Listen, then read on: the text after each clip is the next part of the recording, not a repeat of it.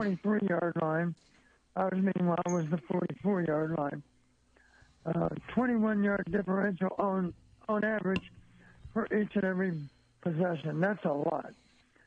Matter of fact, that's the most I can remember in any Big Ten game in recent years. You might recall that the championship game against Michigan, we started on the 24 that day. They started on the 44. Well, this one is 1 yard better than that even. So it's not our fault that we had some short fields to navigate. It was a pretty quick and easy way to get to 40 points. Yes, it was. And hey, good morning, Don. And to me, the big thing right from the very beginning, unlike against Ohio State, Iowa could run the ball. Yeah, and once, that makes a lot of difference, no doubt about it. It just changes everything. Go ahead, Pat. Well, no, I'm just saying when they can run the ball, that it just seems. I mean, Cade threw for 108 yards. He did enough passing, but the fact that they were owning the line of scrimmage, I mean, Don, don't you think that was the big difference? Absolutely. This really puts it all in perspective. And this is one stat you might not be aware of. Matter of fact, I shared it with Kirk, too.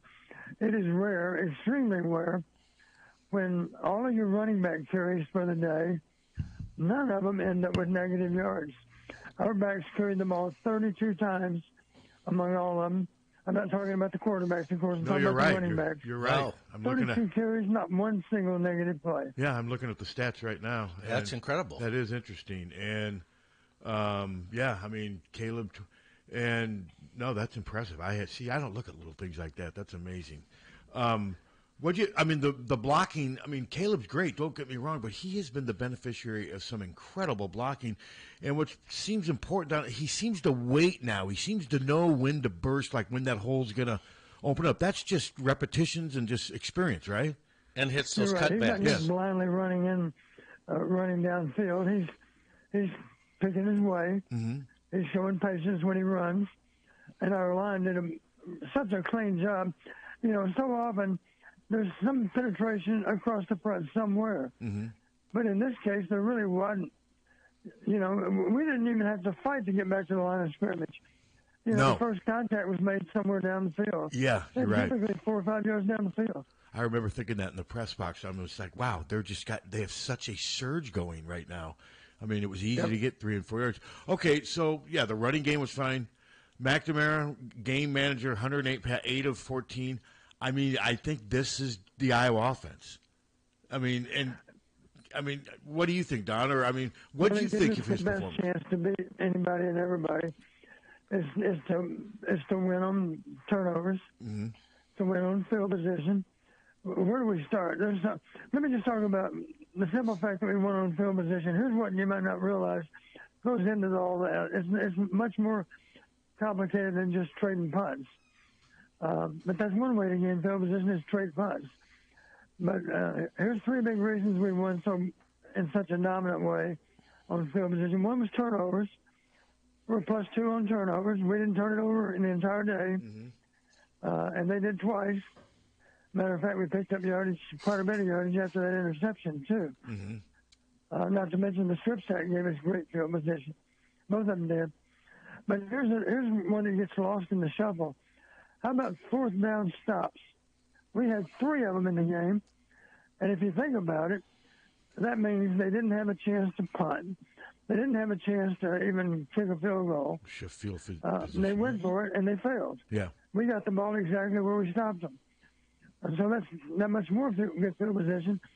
The truth is, officially they're not turnovers, but in a very real sense, they really are like turnovers. No, you're right. Yeah, no, that's a good point. Yeah, it shifts field position. The ball stops right where we tackle it. Yeah, it shifts field position. So that's another one. But here's another one that sometimes gets lost. How about return yardage? Hats off to Caden Weechin because Absolutely. punt return, one huge punt return of 37 yards, 4 kick returns totaling 93 yards. That's 130 yards of field position just on those 5 returns. Yeah, and then he also had a run for 11 yards. So he was all over. You're right, 93. He had 141 total yards. Oh no, he was terrific. Caleb Johnson had 188, and Caden Weechin had 141 all-purpose yards. Yeah, fantastic. Good for him. I don't think I even mentioned that in the game. There's so much to mention. I think I completely overlooked that. And how about the game for Xavier Wampa? Yeah, I thought. I just said that. I made this comment just as I was watching the game. Here's a quote. Wampa had perhaps his best game ever. I'm pretty, and then that's before I saw the stats. Then I look at the stats. Of course, he's got 10 total tackles. Yep. What I liked about it, he was playing with a lot of confidence. He was flying around. He wasn't hesitant at all about attacking the ball carrier. He didn't, to my knowledge, he didn't miss a tackle. Now, maybe I would imagine Coach Parker can find one somewhere that he would classify as a miss. But in general, his tackling was very, very sure. It was. And the angles he took, course, everything, the angles. We got to take a minute just to brag on our linebackers. Higgins with 14 total tackles, 1 quarterback hurry. Nick Jackson with 11 total tackles, 2 quarterback hurries. And then I've already talked about Xavier. Here's another guy that deserves mention, and he hadn't been mentioned by me before, but he jumped off the TV screen in several cases. Cohen Intringer, 7 total tackles. Yeah, so between he and Wamka, that's 17 tackles from 2 safeties. That's pretty impressive. Yes, it is. And here's another guy that deserves special mention, Aaron Graves. Yes. 5 total tackles, 2 of which were sacks. Yep. 2 fumbles forced, and then a pass broken up also. He has 5 sacks now in the year. I mean, he's playing all Big Ten level football, as are several of these guys. I thought the defense was I was pretty impressed with the defense. They bent a lot in the first half, but what I didn't understand, Don, I'm going to ask you. I'm looking at these stats, and I guess I'm second guessing the Washington play calling, but Jonah Coleman carried 9 times for 80. He averaged almost 9 yards a carry, and they just quit using him and just kept. I don't know. I mean, I thought they were better when they gave him the ball, and they just kind of went away from him. It seems like. You're exactly right. If you go back and look at his stats going into the game, they were very similar to Caleb's stats. Yeah, he had over 600 rushing yards. Yep. Not as many yards, but yards per attempt, I think, was pretty much the same. It was. He was just under 7 in yards per carry, and he had 603 rushing yards. No, I mean he was. Yeah, he averaged 8.9 yards on his 9 attempts against Iowa. He was a problem. And they quit. Here's another thing I made note of. Of course, I always keep track of missed tackles. I had Castro down for 2 missed tackles and Harris down for 1. I'm sure there were a few others, but I lost interest because we didn't miss that many tackles. But here's the point. That guy is very difficult to tackle. He is so thick. Yeah. Castro was trying to block him down, knock him down physically, because I think he honestly thought, I can't wrap this guy up very well. He's too thick. Mm-hmm. But anyway, hats off to him. He's a good running back. And I'm like you. I'm glad they didn't give him the ball too many times because he had good success. I thought Rodgers forced. I just thought he forced it at times where there was just nothing there, and they just were just determined to win through the air. And I just thought it was weird. Okay, so overall with McNamara, because Tom, you're out there. Fans are still frustrated with the quarterback position. Yeah, I mean the narrative a little is less so after this. Well, game. after a win, but a lot are saying we won, but we still have no passing game to make us really good. So what do you say to that narrative, Don? Well, the thing that comes to mind for me, I've got several key passes that are marked down because they were for big yardage, and it was very definitely when the game was in doubt. Let me just point them out. Well, I thought the touchdown to Howard was a good play. It was excellent. It was just something we don't see very often. But then I look down, and you have to admit, 108 pass. I mean, to average 132 passing yards a game, that's not very good. That's a problem. I think the real problem, passing-wise, is that there's no threat going over the top. There just isn't. Well, whose fault is that? The receiver or the quarterback or both? Or the play calling, who knows? Yeah. Both. Yeah. So, I don't know. I mean, it's... I think there's, a lot of people have said, well, our passing game's a work in progress. It's still a work in progress. A slow work in progress. And it's not all on the quarterback. You've heard me say when you lose, the QB always gets more blame than he deserves. Mm-hmm. And Cade should absolutely share in the blame, but he's getting more blame than is really fair. Because part of our problem, as I mentioned before, we're not doing a great job of separating from defenders and getting open. And haven't for seasons, since Smith Marset and Brandon Smith, really, probably. Yeah, you know, you've heard me agonize over the fact you need somebody that can take the top off the defense. And if he's not in your normal rotation, you better find a way to rotate him in some regardless. You're talking like about a Quinn Early, a Robert Smith, a Dana Hughes, something like that. Yeah. Exactly. We always had some possession receivers, but you got to have somebody to scare them down the field. Yes.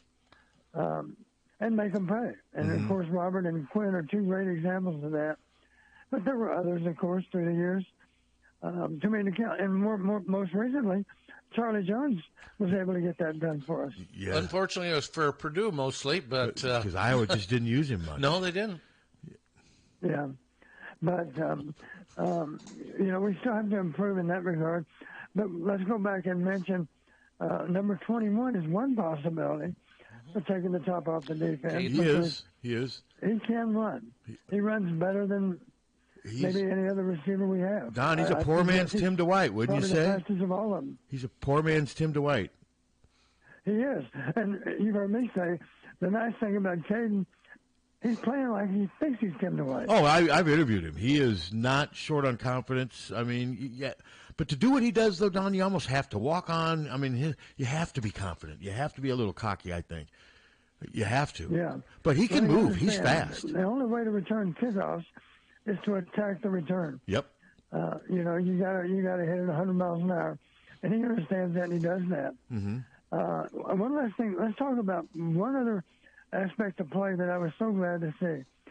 Caleb broke off another one of his patented long runs, except this time he wasn't funneled off the field.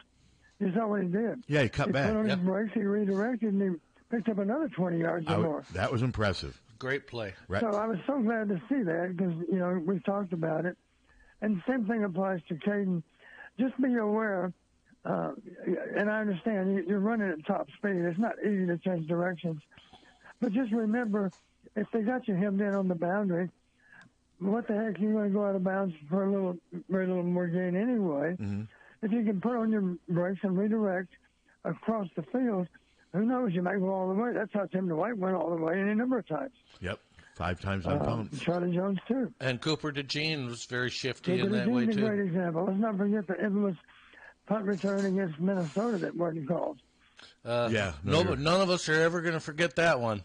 Do you think about it every day? Michigan State, too, I recall. Not every day? Not every day, yeah.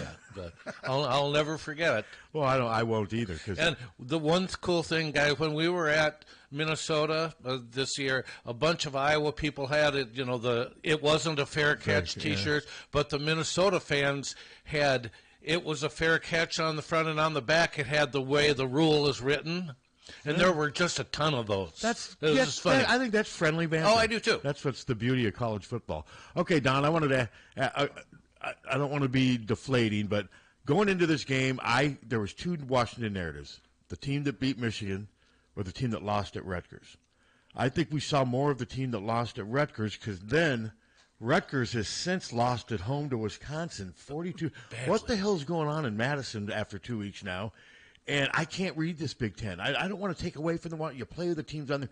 But Washington's not nearly as good as I thought they were. Well, evidently, when they're coming from west to east, the teams are all having tremendous difficulties. Well, how about going from east to Ohio State? Well, that too. Ohio State. How big of a factor is this, Don, this travel? Because what is the record now? It was 1-9. I think if it's 1-9, then it's 1-10. With Ohio State?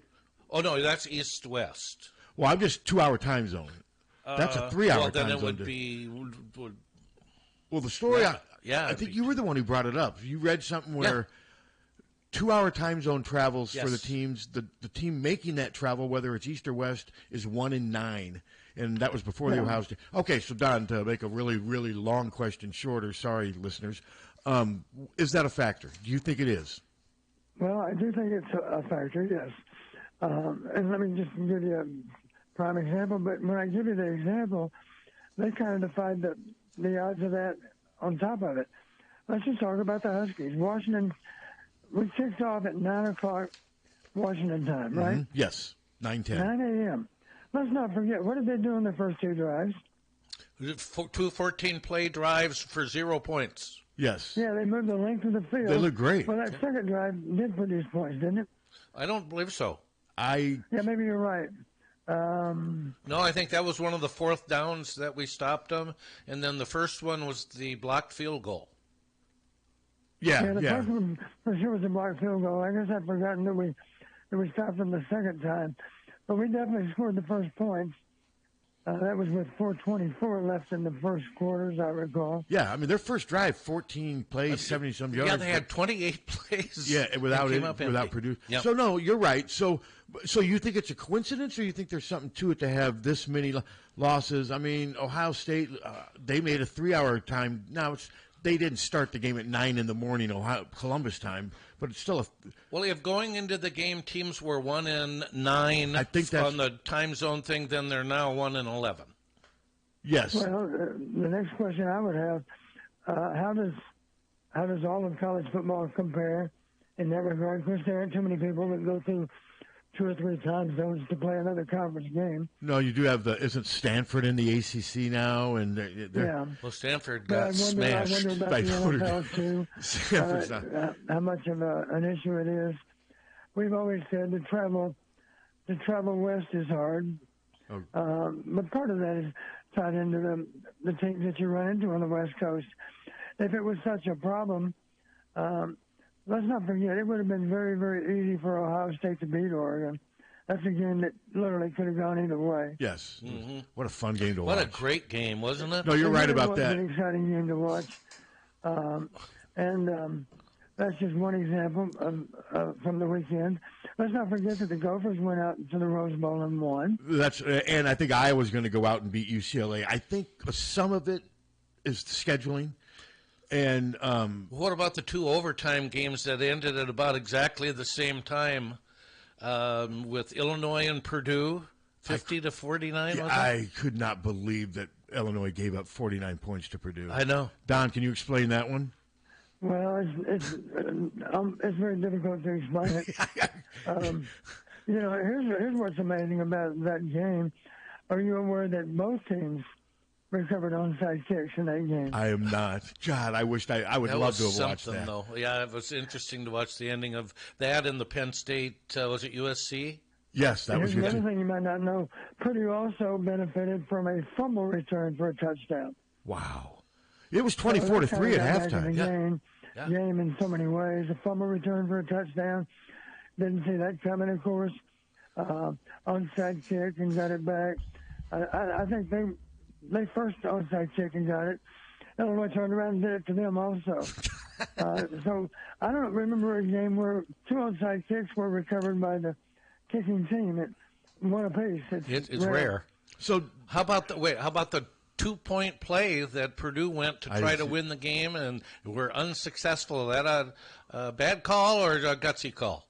No, I never saw the actual play call. Talk me through it, if you will, Tom.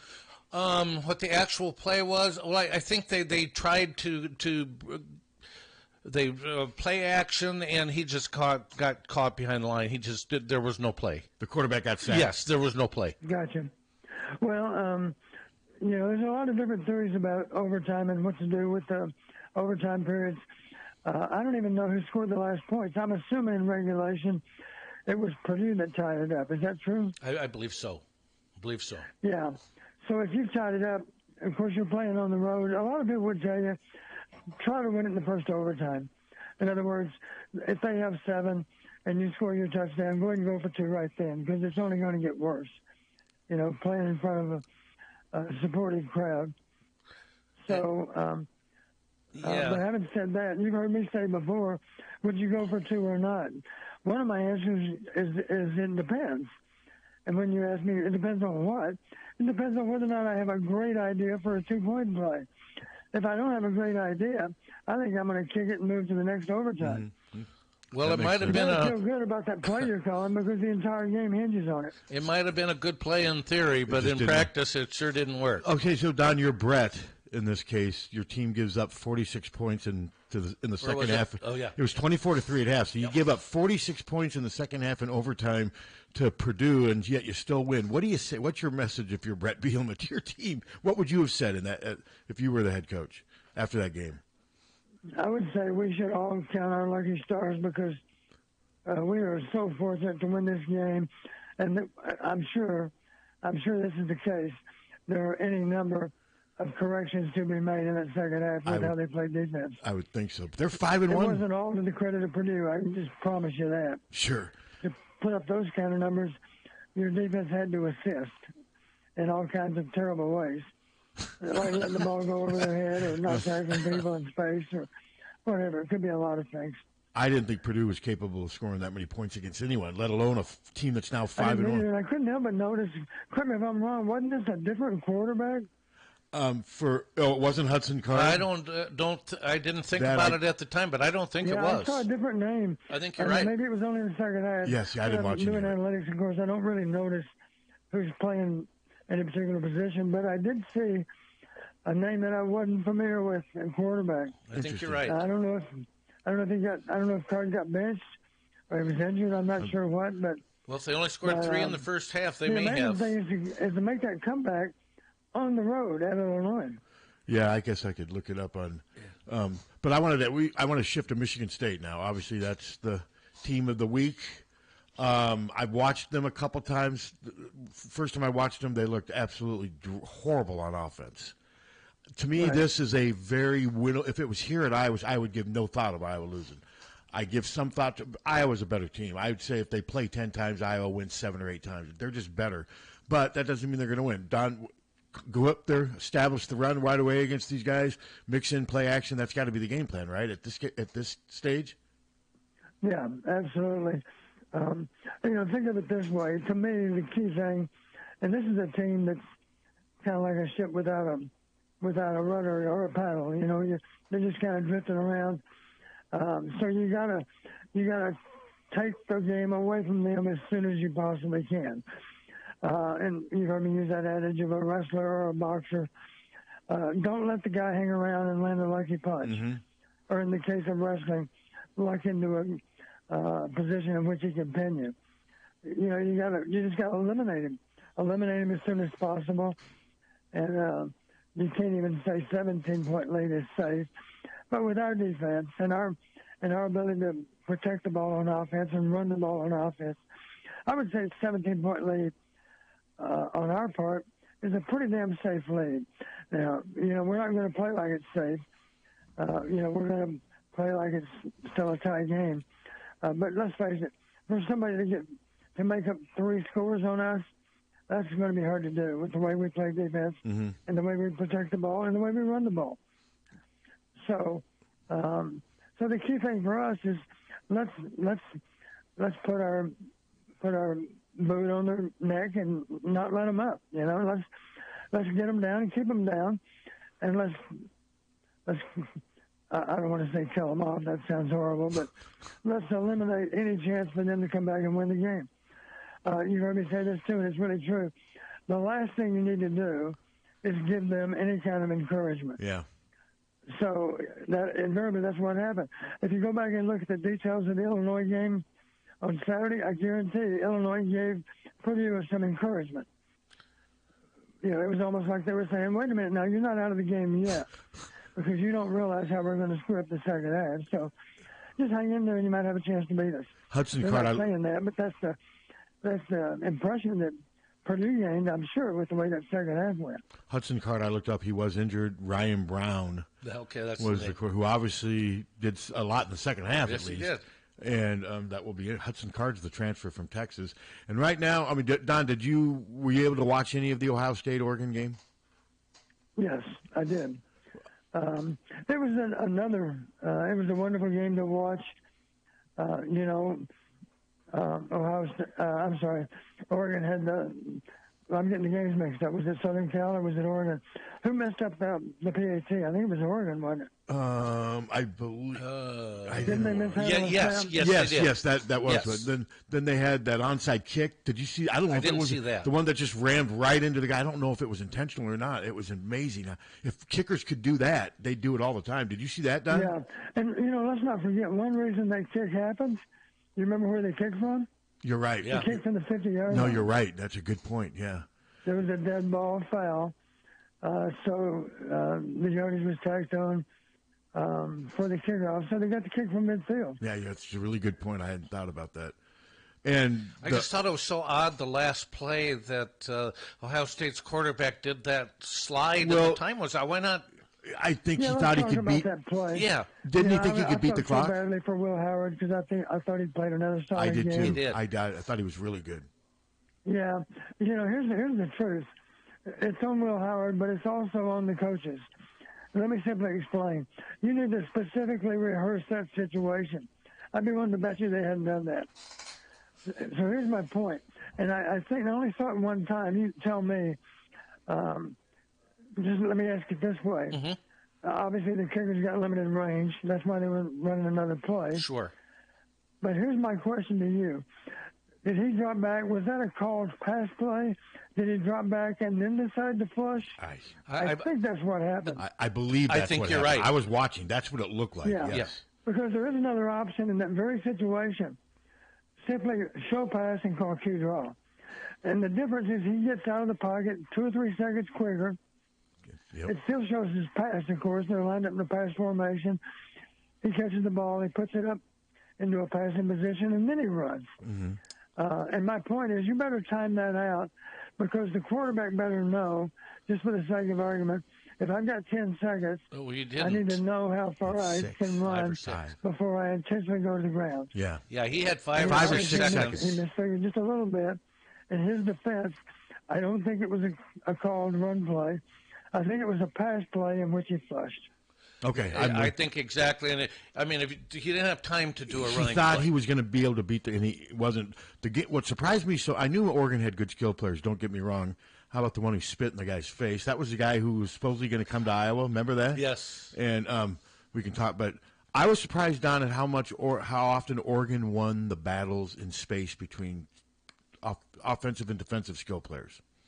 Yeah, you're right about that. I've got the analytics right here, and we'll just talk about them a little bit. It's kind of interesting. First off, Oregon beat them convincingly on average starting field position. The average start for Ohio State was the 21.4-yard line. Average start for Oregon was on the 35-plus yard line. So 14-yard differential on average start in Oregon's favor. And here's a couple of reasons why. If you look at explosive plays, of course, Ohio State's explosive.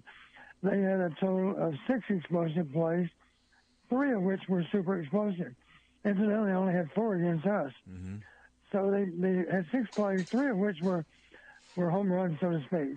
53 yards, 38 yards, 32 yards. But here's the bad news if you're an Ohio State fan. Guess who had 8 explosive plays? That would be Oregon, of course. And also had 4 super explosive plays. So as explosive as Ohio State was on offense, Oregon outdid them. Yeah. They won on explosives 8-6. They won on super explosives 4-3. Yeah, and what a fun game. And of course, they had lots. They both like to play the same way. They both like to play by gaining chunk plays. They take shots down the field. Mm-hmm. They have athletes that are good in space. And Oregon had the edge on Ohio State. As well as Ohio State can play it, Oregon played it even a little bit better. And they got that veteran quarterback from Oklahoma who was on, he's very accurate. Yeah, the guy still keeps moving. He is. He's above average as a runner. Uh-huh. Throws a nice ball, very catchable. He's played a lot of football. He's not, the moment's not too big for him. You're right, yep. Now, maybe if they were playing in the shoe, he wouldn't have played nearly as well. But he's playing in front of his home fans. Incidentally, I couldn't help but notice, I was just curious, how big is Oregon Stadium? That game was packed, of course. It was 60,000 people. Yeah, don't you remember, Don? We were there out in 1994. I do, because Harold Jasper, you probably remember this. Sure. Harold Jasper had a punt return for a touchdown. Do you remember why it was called back? No, I don't remember. I do remember. Why was it called back? A ring official running down our bench ran into a person on our bench. Oh. And that person was not a player, and that person was not a coach. That person was Coach Fry's son. Oh. Remember that? No, I don't remember that. That was my third year. That was 1994 because you had played at Penn State the week before. I just remember going from Penn State to Oregon. No, I don't. I sort of remember it now that I do sort of remember that. And what was the rule? Was it interference? Yeah, exactly. You know, the official has to do his job, and the flag flew, and that meant that the touchdown would not stand. How did Hayden handle that on the sideline? Well, it wasn't his son that was in the way. He was not happy with Randy. I should be specific. It wasn't Kelly. It was Randy. Okay. It wasn't Zach. It was Randy. Randy was the redhead. You might recall. Yeah, I remember Randy. Yeah. And Randy was, you know, he was a fiery kind of guy. But, you know, he lost track of where he was. He simply was in the way of that wing official. You can't do that. If it would have been player, it would have been the same foul. Or coach.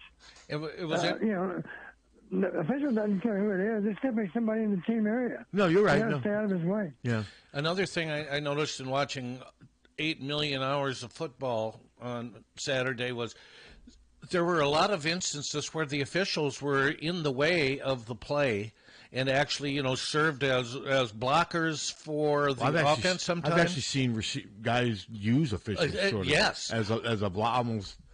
Don, are they coached to do that? I've always said, even if I wanted to be an official, there's one thing I would not do. I would refuse to be an umpire. You know, the umpire's the guy that stands right there behind the linebackers. Uh-huh. Yes. And that guy, he better have life insurance because he's going to need it.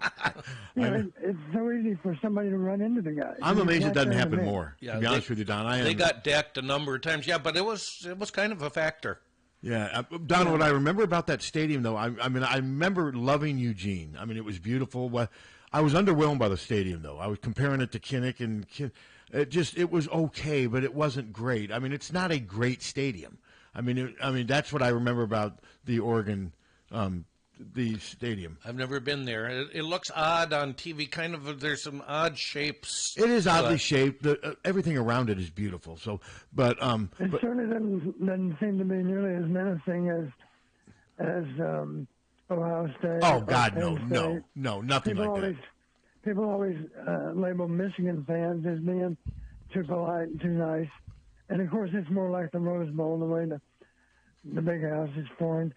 So I really don't think that Michigan has as good a home field advantage as either Ohio State or Penn State. No, you can and tell. For that matter, maybe not as good a home advantage as the Iowa Hawkeyes. Oh, I'm with you. Agree. Especially going into that north end zone, it is awfully loud because those fans are so close to the field. Yes, they are. I think that makes a big difference. Michigan, the way the stadium's built, the fans are further from the stadium, and you can have 100,000 people there, and there's times where it's just quiet. Yeah. Yeah. Hey. Yeah, here's another example of a stadium that has a good reputation, but I'm not really sure that it's as good as what the crowd might suggest, and that's the Coliseum. Yeah. You know, where SC plays. And, of course, there's another game we're talking about. Penn State was fortunate to win. Yep. Southern Cal could have won that game very easily. It could have gone either way. Let me see if I... Yeah. I mean, USC's season has fallen apart. They're done. 15 parameters. The Southern Cal won more of them than Penn State did. Yeah. Penn State won 6, and Southern Cal won 8. Yeah, Penn State easily could have been beaten in that game. They found a way to win that game. Did. But USC's not very good. No, they're not. They're just not very good. They got beat by Minnesota. And, yes, they got beat by Minnesota. And, Don, I got to ask you, I mean, I know we're going all over the place, but we'll get back to Iowa and Michigan State, but when I saw that Wisconsin-Rutgers score, I mean, when Wisconsin did that to Purdue, I'm like, oh, whatever. But I saw this Wisconsin-Rutgers score. That was an eye-opener. I mean, what are your thoughts? I mean, honestly, I didn't think anybody could go into Rutgers and do that to them. I did not either, especially Wisconsin with its backup quarterback. Ohio State or Michigan or Oregon or anyone else. I don't even know who plays at Rutgers. We only know one team that does because they've already been beaten at Rutgers, and that was early season. Who was it? Washington. 21-18. Yeah. Washington, yeah. That's a game that Rutgers, that's a real head-scratcher. Rutgers won the game in spite of Washington dominating on analytics. I do have a prediction model that's still 100% win, but that game, based on the prediction model, was even on parameters. Both teams won 2 and shared the other one. So, it didn't predict the winner, but it didn't predict the loser either. It was a game that was supposed to be a coin toss, and it was. Well, Wisconsin, I had them 3 weeks ago losing at Rutgers. Something's going on there. Well, Rutgers is heading in the wrong direction too. Big time heading in the wrong direction, and Wisconsin's now. I did not see this coming, and Michigan State's hard to read, Don. They've had some moments, but when I watch them, their offense is really a slow work in progress. I mean, the quarterback's been really inconsistent. He's very athletic. He's athletic if they stick with him. I mean, have you seen them play much? And if you have, what are your impressions so far? I saw them early season, and I really thought they were a dumpster fire at that point. They were, yes, offensively. The number 6 in my head is, I believe, 61 new players on their roster. Imagine that. Imagine 61 new players playing for Iowa that never played for them last fall. That would be so bizarre. Well, Washington had a big number, too. Yes, just kind of like an AAU basketball game. You got a different team one year or the next. I think Washington had in the 60s, too. Yeah. And the only cautionary note I would have, let's not forget, here's a game, and tell me where the game was played. I'm not sure. Let me find it. Which game are you talking about? I'm looking for Ohio State. Here it is. Ohio State 38, Michigan State 7. Yeah. That sounds too much like 35-7. Well, that's a good point. You know what I'm saying? Yes. Who are we to look down our nose at Michigan State, because Michigan State played Ohio State as well as we did, if you just want to talk scores. Sure. No, that's a good point. Yeah. Yeah. And they played somebody else that was really good here lately. Who was it? Well, I watched. It was Oregon. Yeah, Oregon. 31-10 versus Oregon. Well, Oregon's really good. Yes, they are. Yes, they are. Really. Yeah, it's entirely possible. That was a 2-3 game at Oregon. It's entirely possible the winner of that game will win the national title. They certainly have a chance to. They do. Yeah, because Alabama obviously has issues. Yes, they do. They were lucky to beat Vanderbilt, but usually when you have a 2-3, you don't see that kind of a contest. No, you don't. I mean, it was just a really good, close football game and fun to watch. Yeah, it sure was.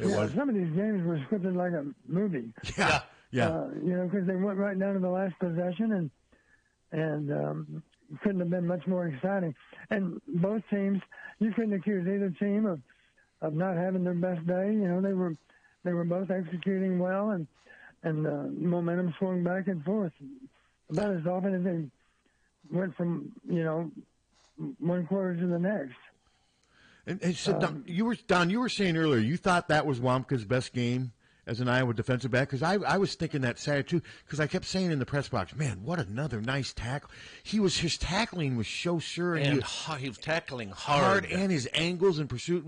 Were you saying earlier you thought that was his best game that you can recall? I thought so. Yeah, because if he's had a fault up until now, he's been a little inconsistent with his tackling. Mm-hmm. But I don't know that he missed a tackle on Saturday. I can't recall one. I do know that the official score had him down for 10 total tackles, and we know about a lot of them because you couldn't help but notice them because they were good, aggressive tackles. Yeah, no, you're right. There was one that really stood out where I think they threw the ball to Coleman in the flat, and I'm like, uh-oh, this is going to go somewhere. Then all of a sudden, like a missile, Wamka just flattened him, hit him, and he just, boom, he was down. And I'm like, man, I remember commenting to Dallas, I'm like, he is playing ball today. And he certainly was. To have those two combined for 17 tackles, and you throw in Castro and Schulte, I think defensively, Don, they're fine. We're midway through the season, right? Regular season, if you can believe that. We're at the midway point. I think they're going to go and win Saturday at Michigan State. I'm not looking down at Michigan State, but I just think Iowa's a better team at this stage, and I think they're going to win. I do hate that it's a night game. Yeah. Simply because, in my mind, the crowd will be a little more raucous at night. Hours and hours of tailgating might do that to you. It has an effect. Unless you pass out and miss the game, I guess. But, well, that happens sometimes, too. You've never had that happen. Never. And they'll be drunk as a bunch of skunks, so they'll make a lot of noise, probably. No, I like to watch the games. Close, they'll make a lot of noise. And then they might lose interest and go back to their tailgating. There you go. And I think you were right, though. Start fast. I think they're going to be able to run the ball. I haven't seen anything from Michigan State to make me think that this Iowa team, they've ran the ball against everybody but Ohio State. That's pretty much the one in. So, yeah, I think Iowa's going to be able to run the ball And what does McNamara have to do? What he did this past week, just manage the game, don't make mistakes, make the passes. First and foremost, don't do anything to get us beat. Okay. Yep. Continue to protect the ball. Honestly, I think the last two games at least, case numbers have been modest. That's true. We haven't thrown the ball that many times, of course, in these games recently. But the thing I'm glad to see, tell me the last time you remember when a defender got his hands on the ball and should have intercepted when he case. No, you're right. He's been very safe with the football. Yeah, he's being careful with the ball. And that's what a good game manager does. He is careful with the ball. Let's protect it. Let's not turn it over. Let's be able to flip the field. Let's brag on our punter for a minute. My gosh. Yeah. They only punted twice, but how about a 58-yard average? Yep. And more impressive than that, our net punting average was 57.0. Yeah, very impressive. They returned those two bombs. One was 55, one was 61. They returned them for a grand total of 2 yards. And for two reasons, we were able to cover those punts. It all starts with good hang time. And then you got to give a lot of credit to the cover unit because they are down there waiting on that guy. If he wants to try to bring it back, bring it on. You're not going to go very far. It's probably not worth the risk, because the ball might come out, too. Very well-coached unit. And he's punted 30 times, which is a lot, but Torrey Taylor had a year where he punted 82 times. So, I mean, to me, one area down where I think the 30 punts and the 11 field goal attempts by Drew Stevens midway through the season, made 10, they need to cut that number down. Obviously, they're having trouble. One of their problems is scoring touchdowns in the red zone. I mean, they seem to be. I mean, that they got to work on that because, to me, even 30 punts is still too many after 6. You're averaging 5 punts a game. That's too many, and that's a lot of field goal attempts. Fortunately, he's made them all but one. Yeah. Drew is right now. I don't think he's ever had a higher confidence level than what he has. No, he looks good. A 51-yarder looks like no big deal. 46-yarder, no big deal. The only thing we haven't seen him do lately is have a game-winning field goal. That's of course a different amount of pressure than all the other kicks. Sure. But I have complete confidence in Drew that he'll make that too.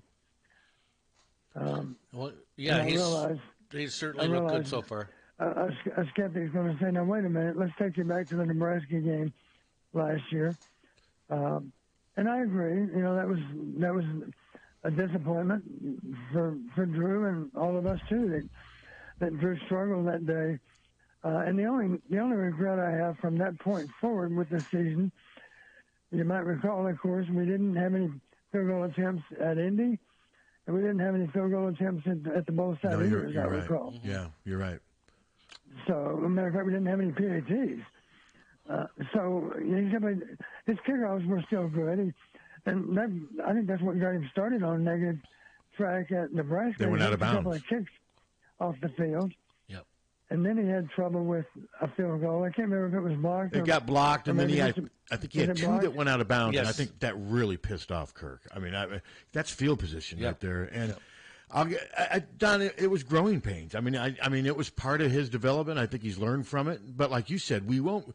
I mean, what happens if he misses a game-winning field goal? How will that creep back in his head? We just got to see. So far, though, he has been good. And if it comes down to a field goal up at Michigan State, I feel pretty confident about him making it right now. I do. Don't you? Absolutely. I have supreme confidence in Drew. I've just watched him too many days on the practice field, and for that matter, too many games that I have confidence. I will admit there was that one game that defies logic, and that was Nebraska. Yeah. But I really don't know.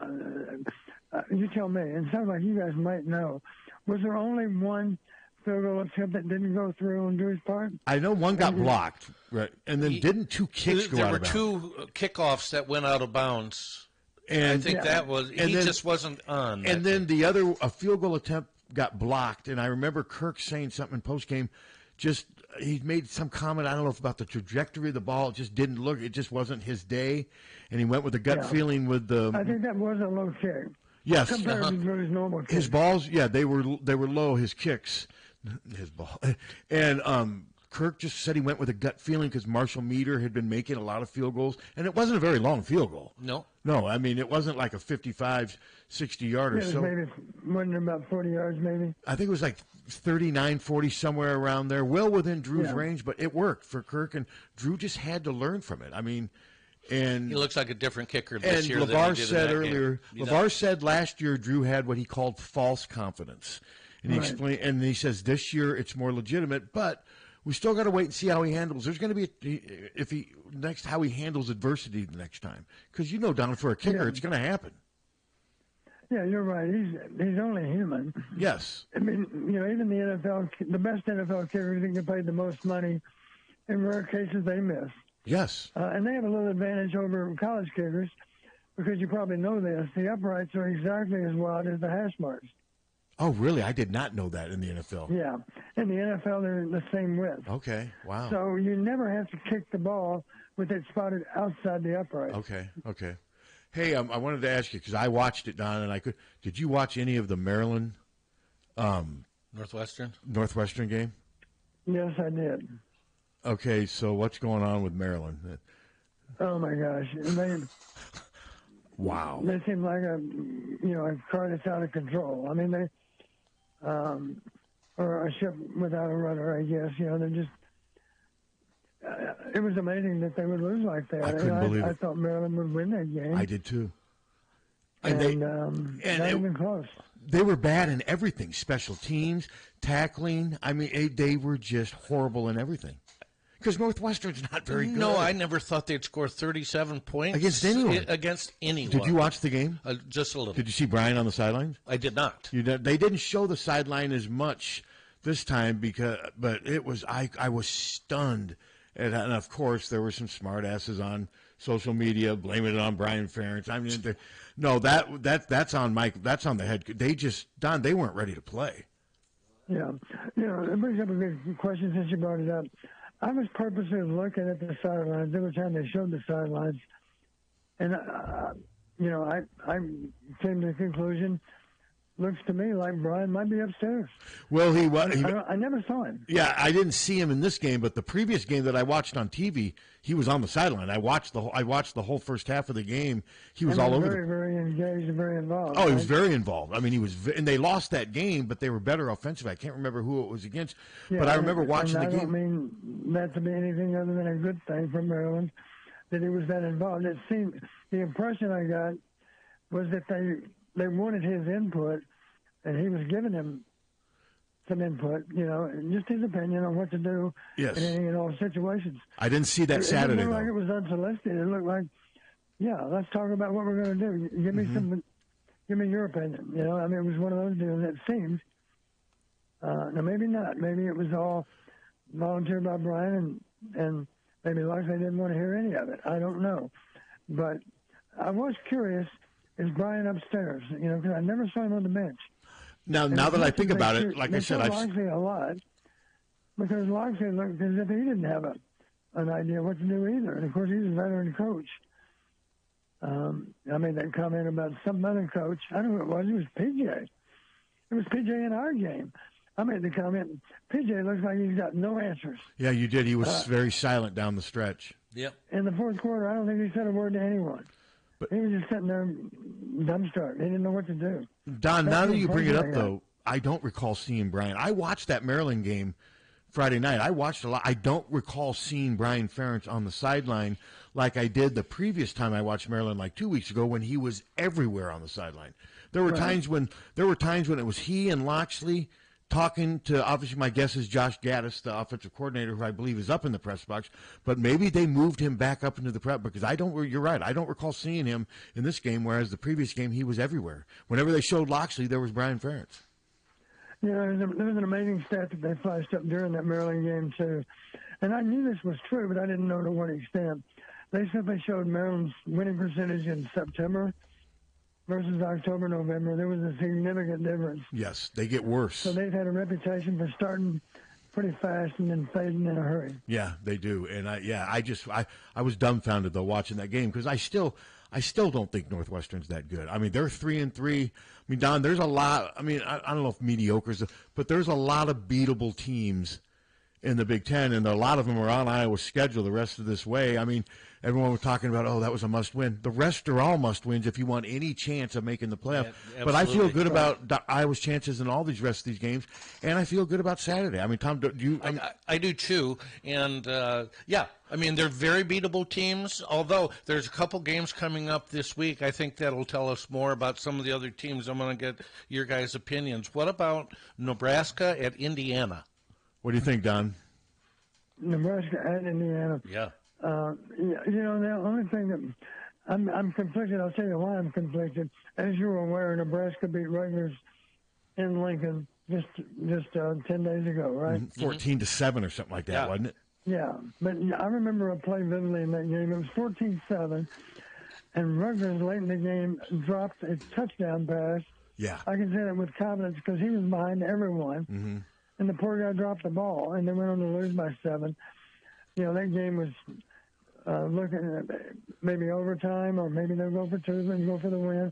But I believe that drop occurred late in the fourth quarter. I'm not sure of that. I do. I remember. I watched it. I think you're right. Yeah, I think you're right. Yeah. So I felt terribly for that receiver. That you'd hate for that to happen to anyone. But the obvious question, because I thought Rutgers certainly had a good chance to beat Nebraska, primarily because Rutgers had, up until recently, Rutgers had been one of those teams that did not beat themselves. Yeah, they were 4-0. Yeah, I have a lot of respect for Shano. I think he's an excellent coach. They typically do not beat themselves.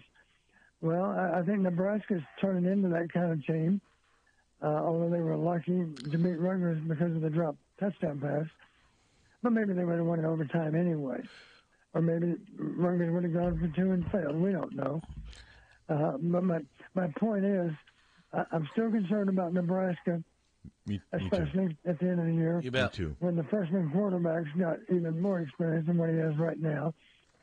And you've heard me brag on Matt Rule any number of times. I think he's an excellent coach.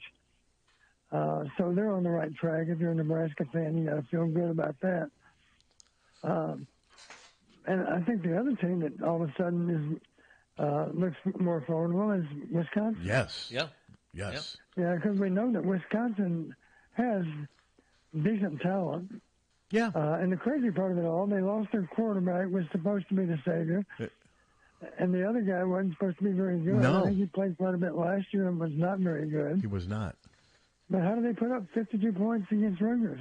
No, they put up 42 against Rutgers, 56 56 against Purdue, wasn't it? Against 52. They beat Rutgers 42-7. I have not looked at the particulars from the game. Yeah. But and it's not just Wisconsin running the ball with a lot of success. They're running and throwing it. yeah, and I did not Big see that numbers. happen. I think they've probably been over 500 yards in both those games. Nope. Okay. So all of a sudden, Wisconsin looks more formidable. Yes, Talking do. about Nebraska at Indiana. At Indiana. I'm still not convinced that Indiana's the real deal, and I'll tell you why. They've won a lot of games, but tell me their best win. Who is that? Hard to say. I mean, They beat UCLA. Who else did they beat? Did they beat USC? Northwestern. You might say No, they beat UCLA is UCLA. their best win simply because they hadn't proven anything on the West Coast, and And it was there. UCLA's playing at home and all that. That was an impressive win because they went out and they spanked UCLA. But here's my point. To me, they still look vulnerable on defense. Now, offensively, they've been very, very efficient. But they've been giving up some points and some yards on defense. Is it at Indiana? So, it's at Indiana, and they are averaging 45 points a I'm game. picking them. That's I'll pretty pick good. them to win because it's there. But if it was in Lincoln, I'd probably pick Nebraska. yeah, it would not surprise me if Nebraska goes No. there and beats them. No, what was the other game, Tom? The other game, Michigan at Illinois. That's yeah, Yeah, Michigan. that will be interesting. Yeah. But right now, Illinois has got to have that was a real shock to their system. They dodged the bullet, but man, they may still be on death row after the way they did that. How do you give up 46 points to Purdue in the second half? I laugh at that. We can laugh for Brett because he did end up winning the game. But Don, Michigan's a mess right now offensively. They are. Have no quarterback play. I joked with Jamie Morris. I sent him a text. Who wins between Iowa and Michigan? He goes, whichever defense scores. But I think Iowa's better than Michigan. I think if Iowa played I do Michigan too. this year, I think they'd beat them. Yeah. Michigan is a classic example. can you win with a one-dimensional offense? Yeah. Good luck. You better have talent that's off the charts to do it. Yeah. Because if they know that you're almost daring them to stop your running game, you're saying we're going to run the ball and you don't have to even worry about us throwing it because we're not very good at it and we're not even going to try. We're going to have 10 pass attempts today. What do you think of that? Mm-hmm. Well, I mean, if Michigan plays great defense and the kicking game comes through and they are able to run the ball well enough, they'll still win. But we've been down that road. You know, that is little or no margin for error. So, you know, the defense has to play perfect. The kicking game has to be spot on. Yeah. You still have to run for 200 yards at least. I mean, and you're only going to throw for 50 yards or whatnot. You're 10 pass attempts. If you're lucky, you have 50 yards passing maybe with 10 attempts.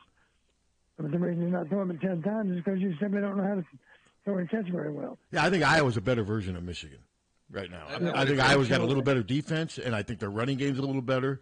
But don't get me wrong, Michigan's got two really good running backs. And, they do. But, yeah, I think Iowa's quarterback situation's a little better than Michigan's. So, and I think it'll be enough. So, one last question before we wrap up. If you're Jonathan Smith, who I don't know much about as a coach and what have you, what's your strategy going into this game? Night game? What are you telling your team? What's the message? And what are you going to try, your strategy on the field, try to win this game? Yeah, here's something I did not know about Michigan State until a post-game podcast I was doing.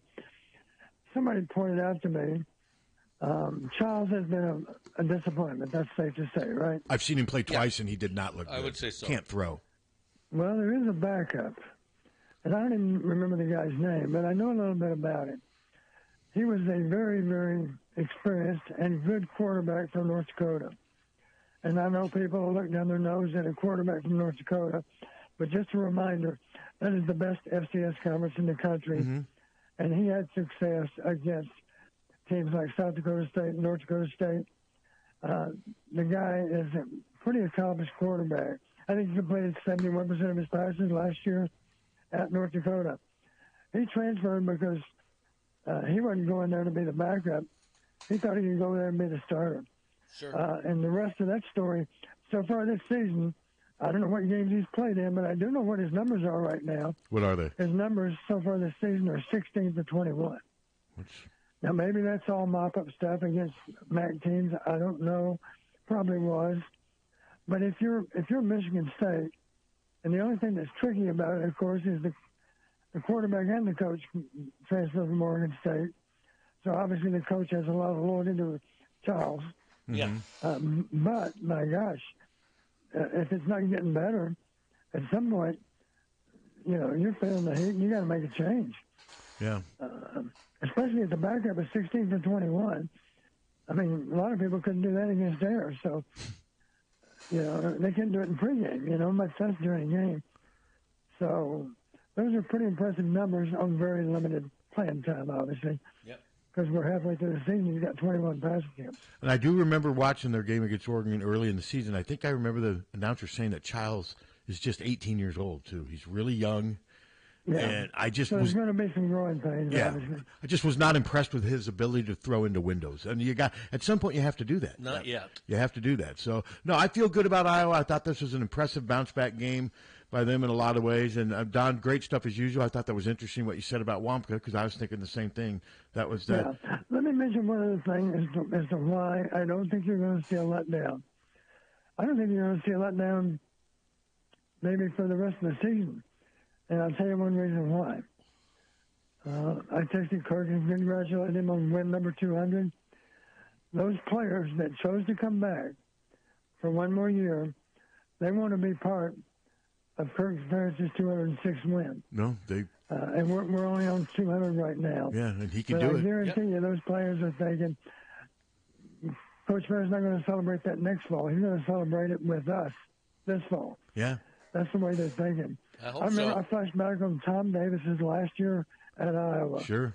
Remember it well. You remember what happened? Yes. Bob Mosby said, this will be Tom Davis's last season. And that basketball team said, Coach Davis, you're going to appreciate the send-off that we give you, because that year, as I recall, we were 30-5. Well, Those players were making a statement. No, they didn't go 30-5. But they did make the Sweet 16. They did 30-5 was the 86-17, but they did make the Sweet 16. Iowa has not been back to the Sweet 16 since then. That's no, you're right though, Don. I mean, now for what you're saying, what has to happen? They got to win the regular season, the rest of their regular season games, and that would do it. But it could happen. It could happen. Yeah. No, but they could also maybe lose one, win a bowl game. The reason we're not as likely to have a letdown as so many other teams. Those players, I'm talking specifically about the seniors. Sure. Jay Higgins. They celebrated win number 200 with Kirk. They love Kirk, and they should love Kirk because Kirk's that good a man. They want to celebrate number 205 and number 206. No, I'm with you on that. That is an interesting point. I may have to even write about that today. I hope they do. I'm not worried about a letdown either, but that's even more reason not to worry about it. Donnie, great stuff as usual. Hopefully we're back here Monday talking about a win over the Spartans. Enjoy the somewhat colder week this week. It is going to be, right, Captain? It's not in the 50s. Well, today and tomorrow, but then 60s, upper 60s Thursday. Weekend wraps up. Don't put those clubs away yet, Don. Yeah, mid to upper 70s. I'm going to try to get out one more time. We'll see if I'm lucky enough to do it. Okay. All right. Thank you, Look forward Coach. to next Monday. Guys, take care. All right. Take care, Donnie. Yeah, it's not going to be bad. No, I mean, then by then we're almost into November. Yeah. There you go. November rain. And minus 20 degrees for the high end. On what, December? November the 1st. Let's hope not. It can get cold in November, but how about the wind yesterday? Oh, man. It ruined my, I haven't let them know, but my neighbor's umbrella. I had it up on my, on my table. Just tore it to shreds. Because I forgot, I didn't close it because I'd used it the night before. That wind kind of came out of nowhere. I woke up today. It's mangled and just It was really, really super windy. It destroyed the umbrella. Well, I went into Hy-Vee and I noticed in reflection that my hair I looked like a rooster. Well, that's not good. Wasn't. Why had you been out? Oh, from the walk to the car to the car to the. You sort of do look like a rooster. Well, and with that, we're going to take a quick break. With that wonderful warm compliment. With that, we'll be right back. From the Harty and Stalker Studios in the heart of the Hawkeye Nation, this is the mighty 1630 KCJJ, Iowa City. Harty and Stalker Jewelers, making memories, making moments. We have a little bit of patchy frost in the forecast for tonight. We may get a freeze, especially to our north tomorrow night as lows drop into the low 30s. Today, mostly sunny this morning, becoming mostly cloudy this afternoon. Our high today, a chilly 55. Wind will be northwest at 5 to 15. Clear tonight, 35. Tomorrow, sunny, 57. Down to 30 on Wednesday morning. By Wednesday afternoon, sunny, 61. I'm meteorologist Sean Cable on the mighty 1630 KCJJ. Currently, it's 42. KCJJ weather, brought to you by Plum Supply. Plum Supply kitchens and baths. Your home never looks so beautiful. 1-800-800-ROSE. 1-800-800-ROSE. Your FTD florist is the only number you need to know to send flowers anywhere in the country or Canada from anywhere in the country. 1-800-800-ROSE. It's so easy. Just remember one number. 1-800-800-ROSE. Your FTD florist. 1-800-800-ROSE. Remember, don't wait for an emergency to get a backup for your car keys. Unlike the olden days, car keys have gotten extremely complex. Mike's eKeys for Cars can generate the most technically advanced automotive keys that are on the market today. For spares and lost keys, Mike's eKeys for Cars can produce most conventional transponder, high security, and remote head keys. Mike's eKeys for Cars will keep you on the road. Call 319-330-9185 and schedule an appointment today. Don't wait until it's too late. Call 319-330-9185 today. For a gift that your loved one will treasure for a lifetime, find it at our family-owned jewelry store in Iowa City, Harty and Stalker Jewelers. We can show you diamond engagement rings, colored stones, fashion jewelry, and watches. Our jewelers are on site so we can design jewelry for that special person in your life. We are Harty and Stalker, serving Iowa City and the surrounding area for 3 generations. Harty and Stalker Jewelers, downtown Iowa City, and HartyandStalkerJewelers.com. Ask for Willa, Terry, Tim, or Kate. One of us is always there. When someone is kind enough to share their time with us, we better make it worth their while. They don't want to do people call it the game, right? Patrick Eads and Terry Adams of Deary Brothers Ford talk about what Here For You means to them. You don't have to spend a half a day in our dealership to get that good competitive price. We just want to try to deliver that to you up front. And that makes me feel good, makes me proud. Because that's what people want. They want a fair, honest deal. As far as a statement Here For You, we want to not just say it, but live it. Find out what it means to you at Deary Ford in Iowa City. GT Carr, owner of Supple's Building and Remodeling, has been offering unmatched service and quality for over 25 years. The trained professionals at Supple's Building and Remodeling will install and guarantee the products used in any job, no matter how big or small. They also stand behind their work and offer no-nonsense, exceptional customer service from design to completion and beyond. Whether it's a simple window replacement or a major house addition, you'll have the confidence that Supple's Building and Remodeling is committed to quality. Visit Supple's.net or call them today at 319-337-2246. When you go to a family restaurant, you want three things. One, a wide selection of breakfast, lunch, and dinner items. Two, you want those selections to be affordable and delicious. And three, you want to be treated like family. You get all three at the Midtown Family Restaurant. Breakfast items available anytime the doors are open. Legendary tenderloins, onion rings, and hot roast beef sandwiches, and special ribeye and shrimp nights. Daily specials at each location, and no matter if you're coming in solo or with a group of 20, you get the same special family treatment. The Midtown Family Restaurants at Court and Scott Streets and at the Walmart Plaza on Highway 1 West. Follow them on Facebook or at MidtownFamily.com. The family's waiting for you. This is Leah Pasha, and I've been saying, hit a deer, call Premier for years. But it's time for something new. It's still where you need to go for deer divots and door dings, as well as damaged dashboards. That's what my dad Nathan's driving at and dreams about. Why not say, when your car is dinged, be a deer and call Premier? I think Dad's going to love that. Premier Automotive, North Liberty's premier auto body repair shop.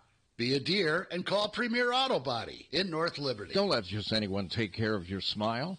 At Diamond Dental, you can expect compassion, expertise, and a personalized care plan to protect your teeth for life. With more than 30 years of combined experience, Dr. Forbes and his staff are prepared to tackle even your toughest dental problems, leaving your smile healthy and sparkling. Diamond Dental offers a full range of general and cosmetic dentistry, as well as dental treatment options for snoring and sleep apnea. It's never too early to start thinking about what's best for your smile. Schedule an appointment today by calling 319-390-3703 or visiting the office at 5815 Consul Street Northeast, Suite D1 in Cedar Rapids. You can also visit DiamondDentalPC.com for more information. Dr. Forbes is a proud sponsor of the Hawkeye Wrestling Club and the Inner Circle. Let the Diamond Dental team provide superior care for your entire family. Dear U of I, just a note to let you know if you're ever thinking about selling Kinnick Stadium or Carver Hawkeye Arena, please consider Hawkeye Title and Settlement. We're here to provide efficient, high-quality real estate title and closing services. Signed, Hawkeye Fan Forever, and send. Hi, this is Steve Anderson with Hawkeye Title and Settlement. Whether it's a large commercial property or if you're buying your first home, remember we're here to help. Hawkeye Title and Settlement Services of Iowa City. You'll love our team just like you love the Hawks. Looking for the perfect place to host your next private party? Tavern Blue on the Coralville Strip offers your guests the ideal setting that seats up to 80 people for special events ranging from retirement parties, birthdays, University of Iowa departmental parties, dinner rehearsals, corporate events, graduations, baby showers, reunions, and fundraisers. Forget the bland, lifeless hotel ballrooms. Tavern Blue offers 4 private party packages featuring delicious foods, amazing drinks, fun entertainment, a large venue, and easy booking. For more information on your next party room, drop by Tavern Blue on the Coralville Strip or contact them on their website, tavernblue.com. Eat, drink, and play at Tavern Blue. Are you tired of living in a home that doesn't quite meet your needs? Then it's time to call the experts at Streets Maintenance. Their team of skilled professionals specializes in renovations and remodeling, transforming your home into the space you've always dreamed of. From kitchen and bath remodels to complete home renovations, no job is too big or too small. Streets Maintenance will work with you every step of the way to ensure your vision becomes a reality. So don't wait any longer. Call Streets Maintenance to schedule your consultation at 400-4483. Let's start building your dream home today. Hanging lights is a pain. Dealing with blown bulbs, dangerous installations, and the endless rat's nest of cords, there's got to be a better way, and now there is. Illuma Lights permanent outdoor lighting from Big Dog Tech. Illuma Lights provides illumination for every occasion. Holiday lighting, accent lights, security, and of course, lighting for the best season, football season. The Illuma Lights app lets you create your own patterns with color, motion, brightness, and static control over every individual light, or use Big Dog's presets to transform your home or business. The professionally installed track system makes Illuma Lights LEDs virtually disappear until you turn them on. Rated at 50,000 hours, you'll enjoy stress-free convenience for years to come. No more ladders, no more hooks, no more wifey's dirty looks. That's the song you'll be singing all year long with Illuma Lights permanent outdoor lighting from Big Dog Tech. Find out more at BigDogTek.net or call 319-395-0800. Diamond Dream Sports Academy 20,000 square foot indoor facility holds 8 batting cages, space for infield work, space for throwing and pitching and all your arm care needs. Offers private instruction, group lessons, camps and clinics, leagues, memberships. Rentals available at Diamond Dreams is open to the public. Our top-level instructors include former professional, college, and Olympic athletes. Our coaches will help these athletes achieve their full athletic potential, develop a strong work ethic, and a solid base to build. The last thing you want to do is look back and wish you had worked or played harder. Locally owned and established in 2005, Diamond Dreams is Eastern Iowa's premier training facility. Located at 2905 Stoner Court, North Liberty. Call today and reserve your time. 319-665-2173. 319-665-2173. Football fans, this is Bill Leixenring of the Oxyoke Inn. We are on your way to or from the game. We're ready to serve you with the same quality food and customer service you've come to trust for over 80 years. The Oxyoke Inn is serving our famous Sunday brunch buffet with lunch, dinner, banquets, and carry-out daily. From our Oxyoke family to yours, we can't wait to see you again soon in the heart of Amana. The Oxyoke Inn. The station that saves you money, lots of money. The next KCJJ radio auction happens this Friday morning beginning at 6. For a list of items, see our website at 1630kcjj.com. No, back. No show on Friday? No. No. It's like having school off. It's like having a school day. A different kind of show. Yeah. Oh, you're doing your auction. Yeah. I'm not needed for that. No. I think you're always No, I'm needed. not needed for that auction. If you want to come and just come and watch you guys sell certificates? Yeah. Oh, that was riveting, you man. You can sell certificates. 25 to a riser for 10. Wow. Was that what we're looking at? 20 for 8, but you're close. 20 for 8, I was close. Yeah. There you go. Very close. Hello, you're on the auction. Isn't that what you say? Yes. The hell is wrong with you? I just was... Well, it's going to be fun because we do have 10 pairs of women's basketball season tickets and 10 pairs of men's basketball tickets. There you go. That's 20 pairs altogether. Yes, and 5 pairs of wrestling tickets. That's 25 altogether if you combine them all. That's a lot of pairs. Yes. Hello. Hello. Philadelphia had a bad weekend. They lost on Friday in the second overtime to Indiana. Yep. And then they lost yesterday we went all the way through 2 overtimes into those little goal things. Yeah, to Monmouth. And they lost there. And it was a windy, cold day yesterday, but Friday was a hot day, and I thought that football game was hot. Yeah, it was. Hot. It was hot Saturday. It was. Yeah. No, yes. It was cold to start off with. Because when we tailgated, it was a little chilly.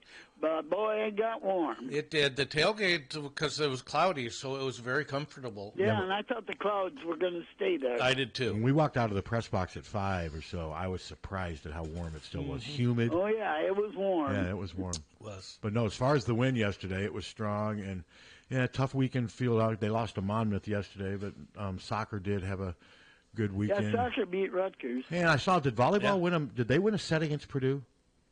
I think they did. I thought it was 3-1. That's if they Purdue's pretty good. Yeah. For them to win a set, I know it's a moral victory, but I thought I saw that they got beat 3-1.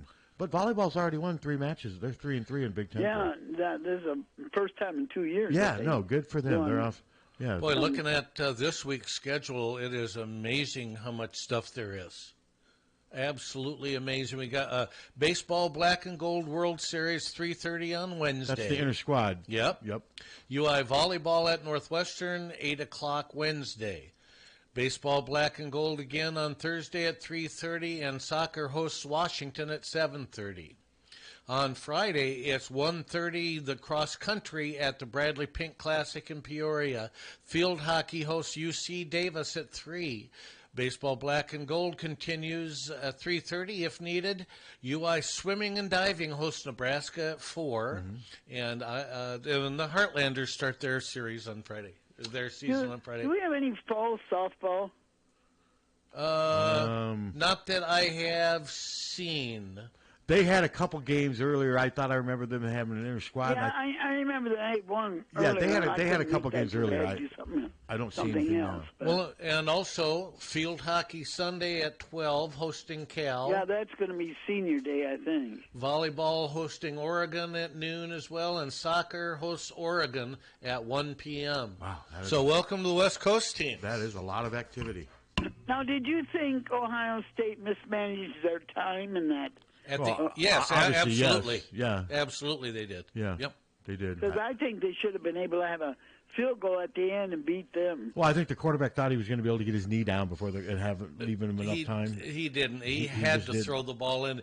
I didn't even think it was that close. He needed to throw that football. He didn't beat the clock, but I think he thought he was going to beat the clock. I think, did you think he was? I thought it was something where they didn't know the time was going off because of a penalty or something, and about 6 seconds went off over there. Well, they Ohio State protested because they didn't understand why the clock ran.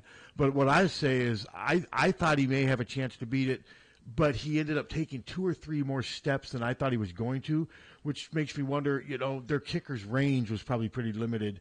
He was trying to get as many yards as he could, but he ended up sacrificing the time. And, it was just one of those things. But to me, if I'm Ohio State, I'm not happy with my defense. Their defense, their All-American cornerback got torched. I mean, their defense just did not play very well. No, they didn't.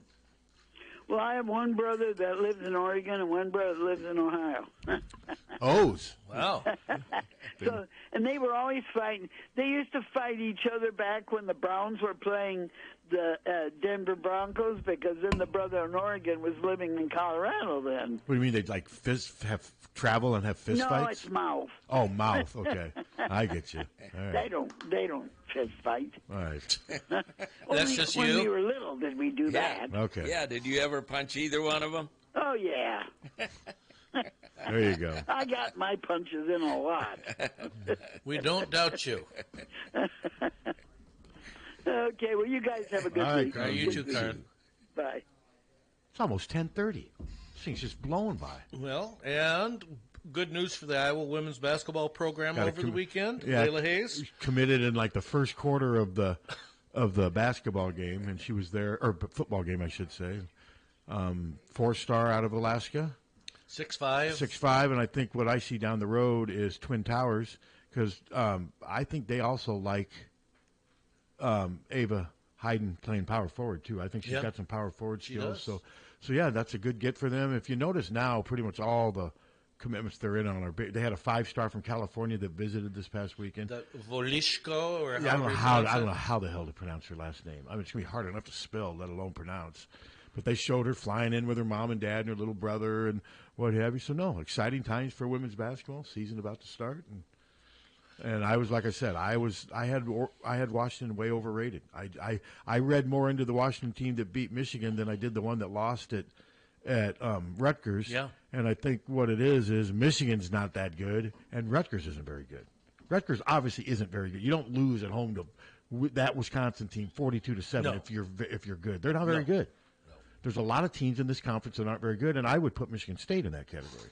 I think Michigan State is average to a slightly below average at best. Well, I have 5 teams as not being any good or not being very good at all. Maryland, UCLA, Purdue, Michigan State, and Northwestern. Yeah, I would say I would say those teams they're mediocre to below average. I would say, but I do think some are worse than others. Out of those, the best team out of those 5. Read them off again. Maryland, UCLA, Purdue, Michigan State, and Northwestern. I would say either Michigan State or Northwestern is the best team out of that, but that's not saying much. And then Rutgers is kind of starting to Rutgers trend will be. down I there. think Rutgers will be in that group. See, that's just it. These groups, they're fluid. Yes, I've done rankings twice. I may do it today too. I haven't decided. But instead of just ranking them 1 to 18, I put them in groups. I do too. I put them in tiers, and I used to have Ohio State by itself. Now, you got to put you got Oregon, Penn State, and Indiana are all 6-0. But I don't think they're all. I wouldn't put them all in the same group. I think Oregon. Well, Indiana, you just don't know. They haven't played anybody, but they are undefeated. But I also think Oregon's better than Penn State. Oh, I do too.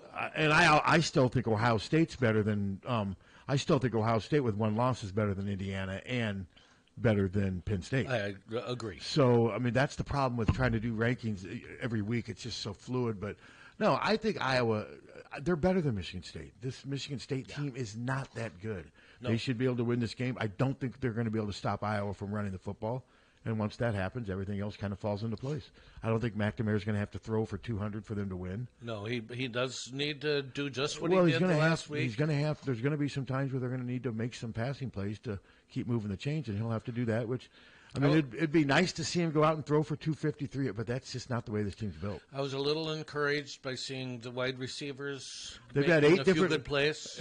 Well, Mr. Optimist, Mr. Pessimist, I had one of those today. Oh, did I you? posted it yesterday. Oh, I haven't seen it. Mr. Optimist pointed out that 8 different receivers have caught at least one. That includes Caleb Brown, but he was 8 different wide receivers have caught passes for Iowa.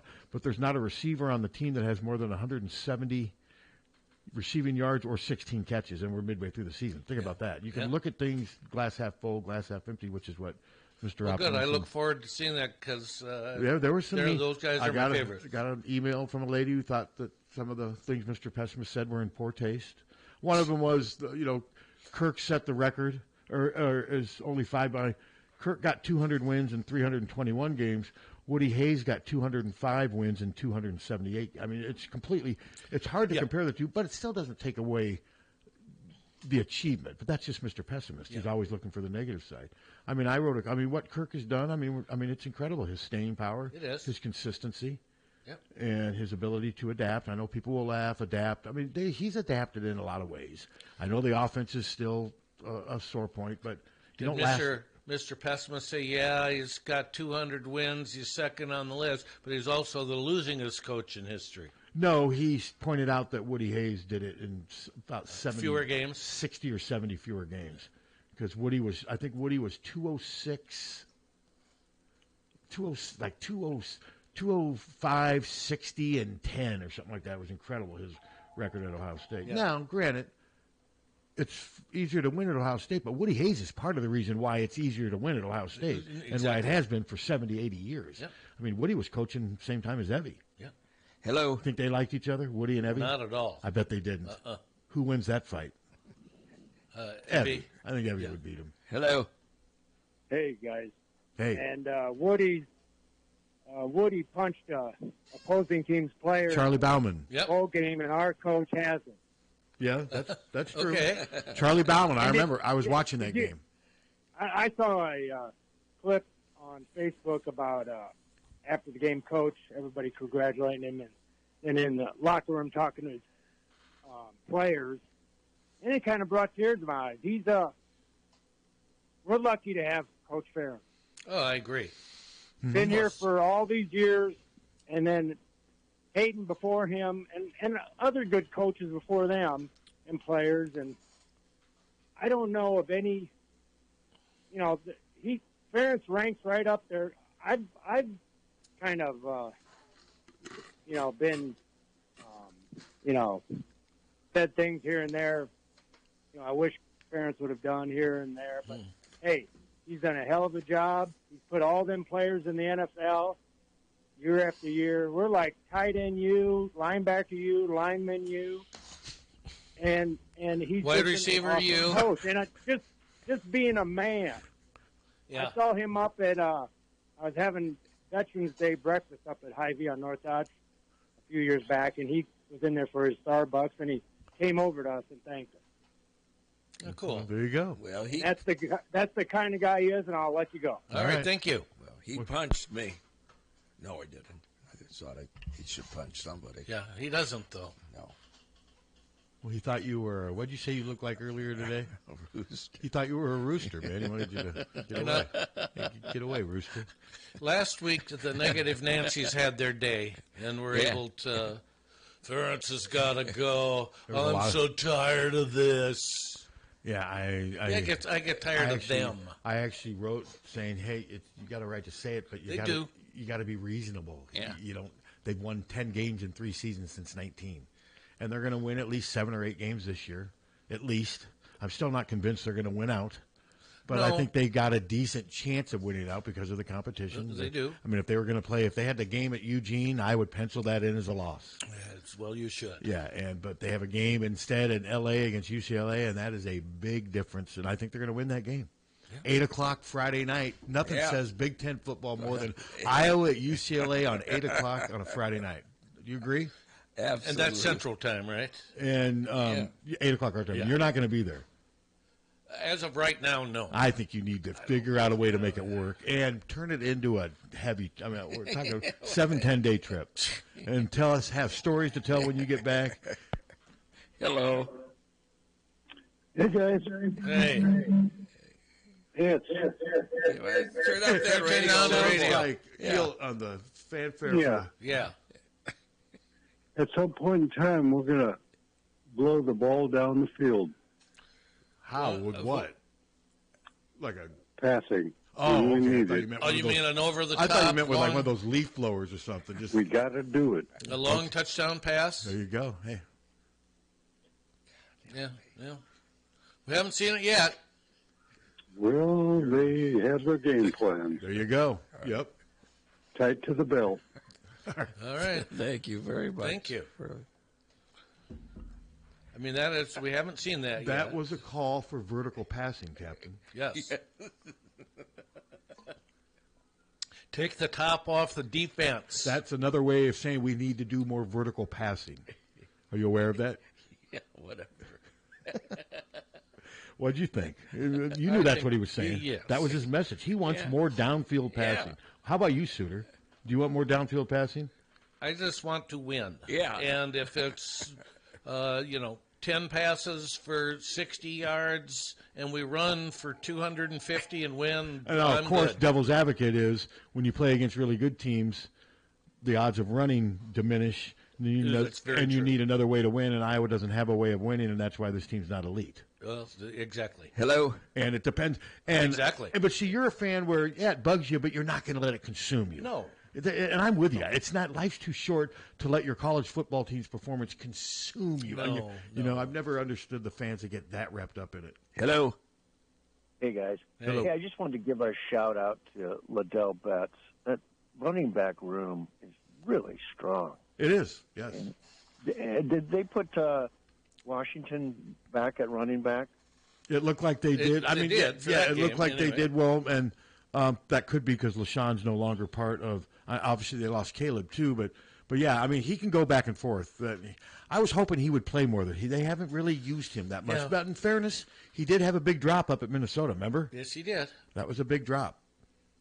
Yeah, it's just a really strong room. So It is. It is. Liddell's I done a enjoy great job. watching those guys run. They all seem to run with, just Purpose. really hard. They do. I mean, they're delivering blows when they're hitting people. Yeah, So, J.J. it's Patterson fun. runs hard. Yes, he does. He does. You're right.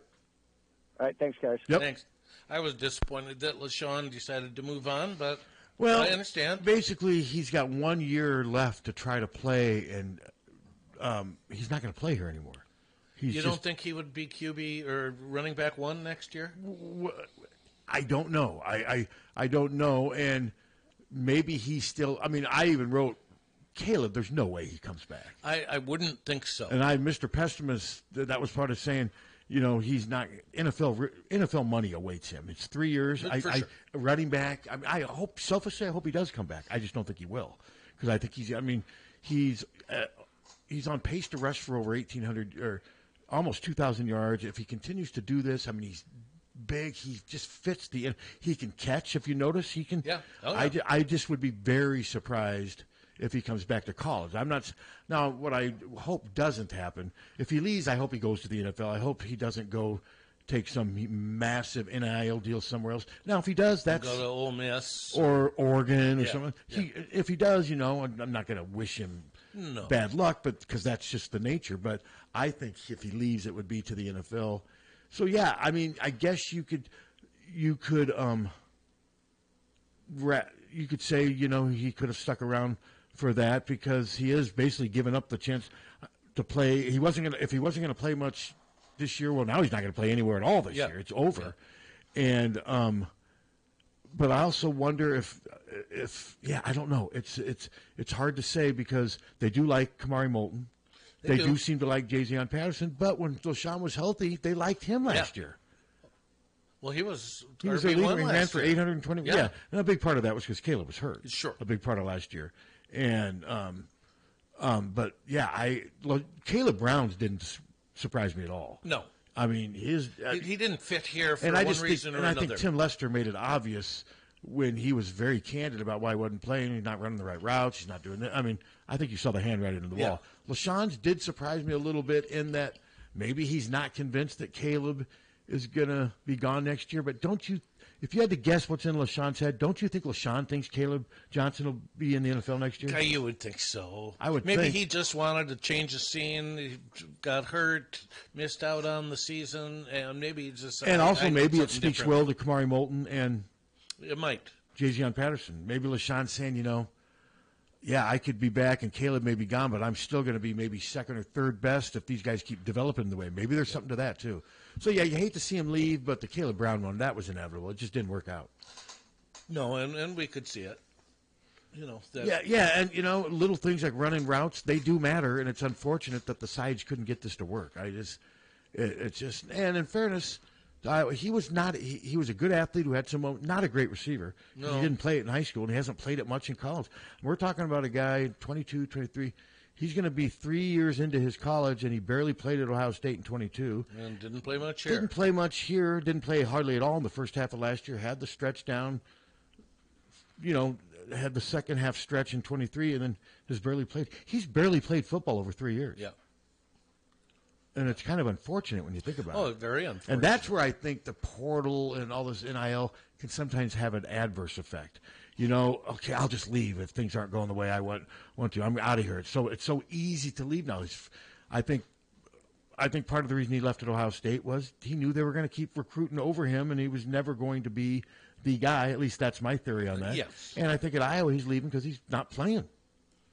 And whatever the reasons, Tim Lester explained enumerated some of them. And some fans are like, well, he's so athletic, you got to give him a chance. Well, athleticism only takes you so far. If you run the wrong routes, and the quarterback can't get you the ball. And if you don't have great hands, which I don't think he does yet. So, but yeah, that's unfortunate when you lose skill players like that, 2 kids from Chicago, but it's also it's business. It's just business as usual. Yep. And Kirk, like I said, surprisingly he had sort of admitted he goes, I don't mean to be callous. So he goes, but, they're not playing, so it's really not that big of a loss, which was pretty callous on Kirk's behalf, At least it was. At least he kind of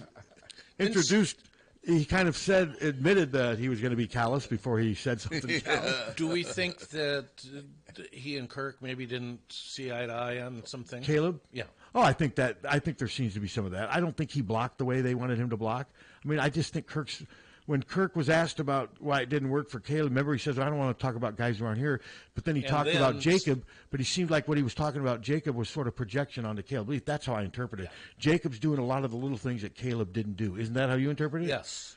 And also he came back around and said LaShawn was a good guy. Yeah, was a good guy. And I think LaShawn was more of a numbers game. I just think there's a bunch of running backs on scholarship.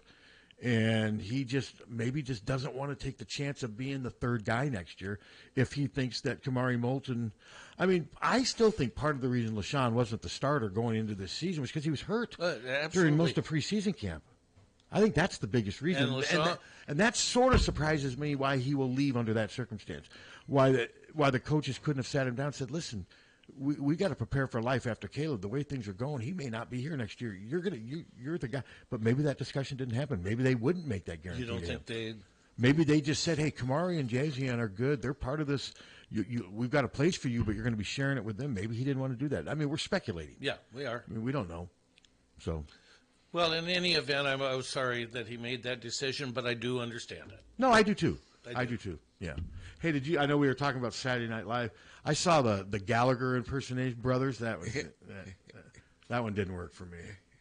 That one did not make me laugh. I haven't watched it. We're going to watch it tonight. You'll love Biden. Oh, I saw him last week. Yeah, Dana Carvey's very good. It's as good as it can be. Mean. Very good. Mean. Yeah. But in a fun way. And, of course, Maya Rudolph looks like Kamala. Exactly, and acts like her. And the guy who plays Walls is pretty good, too. Yeah. I mean, yeah, Stevie Nicks is showing her age. Well, she hasn't been very good for a lot of years. Well, she's like almost 80, isn't she? 76, I think. So what did her voice is just... What'd she sing? Edge of 17 and some song. Only changed to the Edge of 77. Yeah, I never did like that song. I thought she might do Landslide or In Honor of Your Band. Yeah, she could have. Yeah. She didn't. But no, she didn't. But Go Your Own Way. But you can't do that without Lindsey. Weekend Update's the best. I mean, those guys are just, to me, they're the best. I've thought most of the Weekend Updates. Hell, I even thought Chevy Chase was funny on Weekend Update. I thought Norm Macdonald. I thought Norm Macdonald was great, and they fired him. Too. I love Norm Macdonald. And they fired him because they told him he wasn't funny. Yeah. And then he went on Letterman, and Letterman laughed at him for not being funny. Yeah, he was funny. He told the story to Letterman. Yeah, I just saw it the other day on Twitter. I just called it up again. Yeah. I remember watching that show. Yeah. The night they said I wasn't funny. And Dave said something. The fact that you saying you're not funny is kind of funny. What he said is, he goes, well, they got the call, and the guy said, you're fired. And he goes, oh, that isn't good. And he said, why? And he goes, well, you're not funny. And he goes, oh, man, that's even worse. That's even worse. Yeah, it was pretty.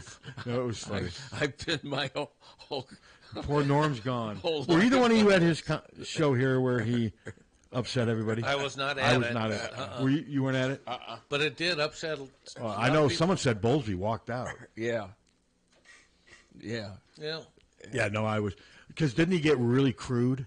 Which Norm Macdonald's going to do. It's just part of his act. Yeah. They didn't research it, did they? He said must not have. I think he said something like that. Haven't you ever seen me before? Yeah, people. But that was a pretty big deal. You remember that? Yeah, that was 20 years ago, 2004. Yeah. I loved it, and I loved his 2 TV shows. Remember his Burt Reynolds impersonation on Jeopardy? Yeah.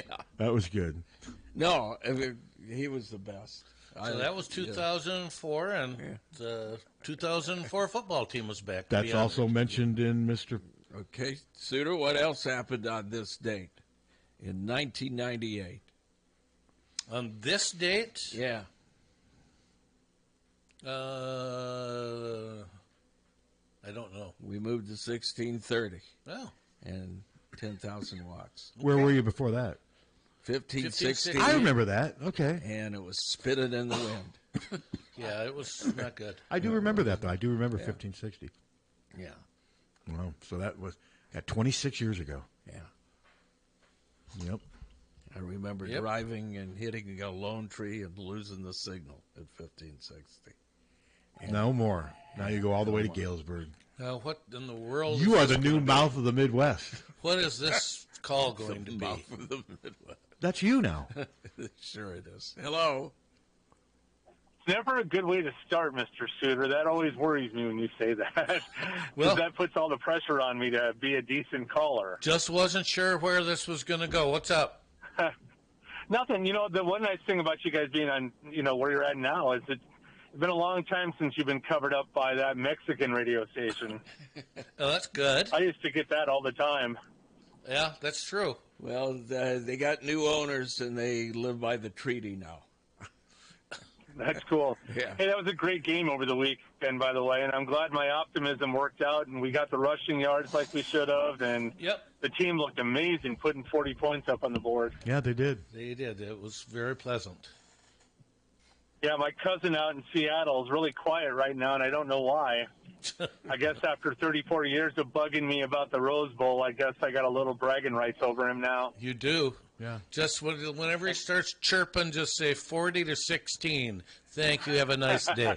That was a great interview with Coach this morning, by the way. I love that man's insight. Yeah. You guys do such a good job of hitting him with the right questions, and he's got all the answers. Well, we do our best. You do. Well, hey, just wanted to chime in and just say hi, and that, it's really proud of the Hawks over the weekend, and hopefully they continue this upward swing. So where are you? Right now I'm in Cedar Rapids. I'm about ready to head to Chicago. All right. Safe travels. Yeah, always. So I gotta keep listening to you guys. So I gotta travel safely. I don't, All right, good. Anyway, you guys have a great day, All right, Go you too. Hawks, and thanks for taking my call again. You too. You bet. Good call. Yeah, good, solid, positive, excellent call. What do you got, Captain? I posted this, that it was our anniversary. I posted it on a website. And people being mean? No. I get you in Windsor, Ontario. Hear you every night in Central Ontario. Often heard in Eastern Pennsylvania, Cleveland, Milwaukee. Got all Connecticut.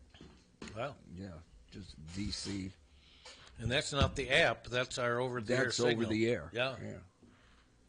Yeah. We're number one in Ontario. You're bigger than MAGA. Yeah, Jesus. So FEMA had to basically retreat from what they were doing in North Carolina because there was militias hunting them. Yeah. What the hell? Well, there's people that want to get rid of FEMA. Imagine us without FEMA. No. I mean, think about that. That's so ridiculous. Stupid. It's ridiculous that the people lie, including our own, Miller Meeks and Ashley Hinson, who sits on the Ways and Means Committee, and she knows. Yeah, those Miller Meeks Bohannon commercials are just nonstop.